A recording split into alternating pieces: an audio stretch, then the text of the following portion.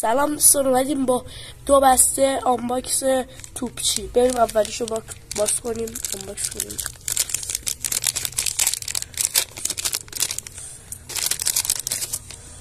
خب آنالوگ کارت کریم بنزما، آنالوگ الیک هالند و دوتا برچسب و یک کارت. بریم اون یکی.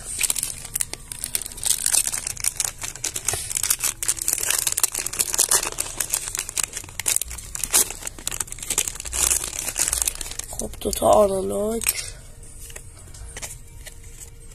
کارت از بازیکن اسپانیا، این دوتا برچسب لیونل مسی 110 فوق‌العاده است.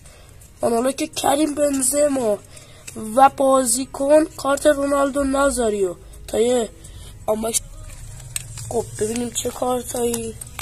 4 تا کارت، یه دونه بازیکن از اسپانیا، بازیکن کریم بنزما از فرانسه، بازیکن از پرسپولیس و بازیکن 100.